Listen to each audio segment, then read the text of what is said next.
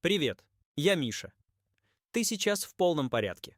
Сидишь, листаешь, день как день. А теперь представь, на экране обычная реклама. Старик, собака, пара секунд тихой музыки. И вдруг горло сжалось, глаза стали мокрые. Ты даже не понял с чего. Ты не грустил, тебе не было плохо. Оно просто пришло. И первое, что ты подумал, да что со мной не так. Так вот, с тобой все так. Просто твоя нервная система настроена на другую громкость, чем у большинства людей вокруг. И сегодня я разберу 4 причины, почему ты плачешь так легко. Чем дальше, тем глубже. И последнюю ты узнаешь в себе так точно, что захочешь поставить на паузу. Потому что она объясняет, почему ты устаешь от людей сильнее, чем признаешься даже себе. Но прежде чем мы начнем, поймай это телом. Вспомни последний раз, когда ты плакал не от своей беды. Чужая история, фильм, чей-то рассказ о потере. Слезы пришли мгновенно, без разрешения. Ты, может, отвернулся, сделал вид, что попало что-то в глаз, а внутри, в ту секунду, было тесно и горячо. И ты не мог это остановить, даже если бы захотел. Запомни это ощущение, мы к нему вернемся. Представь вечер. Ты один, свет от лампы теплый и низкий, как заваренный чай. За окном тихо. И ты смотришь что-то не специально грустное, просто историю. И в какой-то момент по щеке катится что-то теплое. И ты чувствуешь, как оно остывает к подбородку. В комнате никого, никто не видит. И почему-то именно тогда отпускает. Вот это не слабость. И я скажу прямо, потому что тебе это никто не говорил. То, что ты плачешь легко, это не поломка. Это признак того, что внутри тебя очень много обрабатывается. Слишком много для одного человека. И слезы — это клапан, который не дает давлению разорвать тебя изнутри. А теперь давай разберем, как это устроено.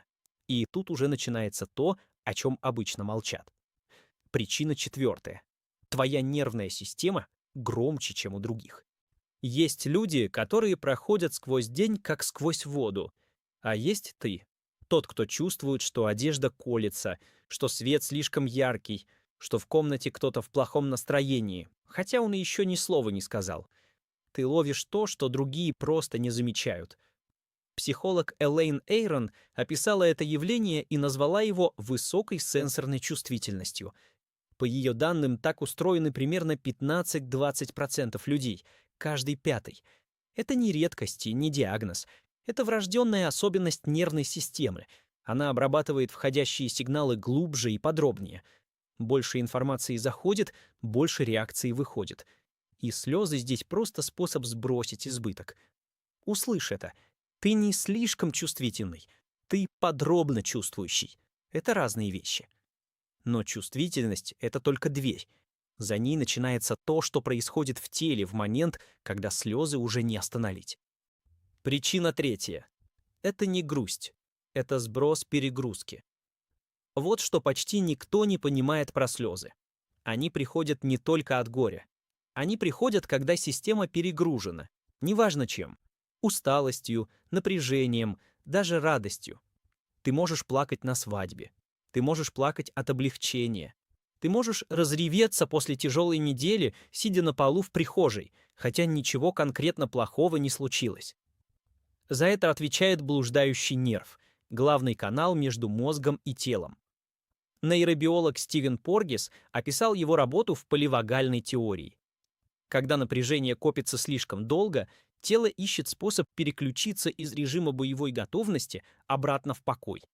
И плач — один из самых быстрых таких переключателей. После того, как ты выплакался, дыхание выравнивается, плечи опускаются, тебя физически отпускает. Это не каприз, это нервная система перезагружает себя. Поэтому, если после слез тебе становится легче, это не совпадение. Это работает ровно так, как должно. Запомни эту мысль, потому что в следующей причине она перевернется. Окажется, что иногда ты сбрасываешь не свое напряжение, а чужое. Причина вторая. Ты не отделяешь свою эмоцию от чужой. Кто-то рядом расстроен, и через минуту тяжело уже тебе. Друг рассказывает про свою боль, и ты ловишь себя на том, что у тебя самого ком в горле, хотя случилось это не с тобой. Ты выходишь из разговора с тяжелым человеком выжатым, как будто это твою проблему только что обсуждали. Это называется эмоциональным заражением.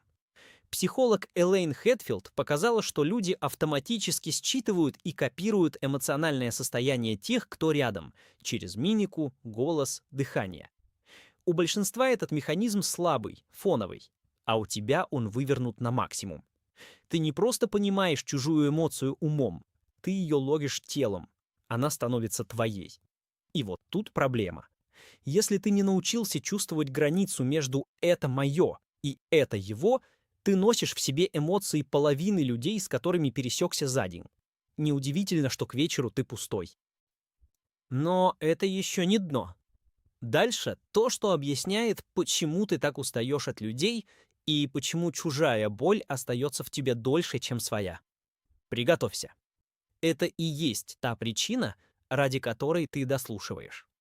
Причина первая. Ты плачешь не от своей боли. Ты проживаешь чужую, как собственную. Вот сцена. Незнакомый человек на улице плачет в телефон. Ты не знаешь его, не знаешь, что случилось, и все равно у тебя сжимается грудь, и ты потом полдня думаешь о нем. Чужая боль заходит в тебя без стука и не торопится уходить.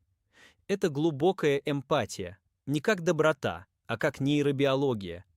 Исследования эмпатии показывают, что когда мы видим страдания другого, у нас активируются те же зоны мозга, что и при собственной боли.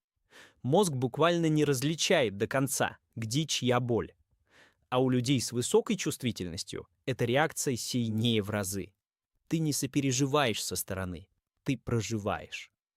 И вот парадокс, который тебе тяжело будет признать. Именно то, что делает тебя самым теплым человеком в комнате, тем, к кому идут, кому доверяют, кого зовут, когда плохо, оно же тебя медленно опустошает. Ты губка, ты впитываешь, но тебя никто не учил отжиматься. Ты несешь чужую тяжесть, как свою, и почти никогда не отдаешь ее обратно. И когда ты остаешься один и, наконец, плачешь, ты часто плачешь не о себе. Ты плачешь обо всех, кого впитал за этот день. Услышь это. Твоя чувствительность — это дар, который ты до сих пор нес без инструкций. Теперь что с этим делать? Не полюби себя, а конкретно. Первое. Когда чувствуешь, что слезы поднимаются, назови эмоцию словами про себя. Это грусть, это перегрузка, это чужое. Звучит просто, но исследования эмоциональной регуляции показывают, называние эмоций вслух или про себя снижает активность миндалины, зоны паники. Слово буквально приглушает бурю. Назвал — стало на шаг тише. Второе. Дай слезам ровно 90 секунд. Не дави их и не растягивай. Эмоция, которую не подавляют, проходит свою физиологическую волну примерно за 1,5 минуты. Поставь таймер в голове, проживи и отпусти. Так ты учишь тело, что чувствовать безопасно и что это не навсегда.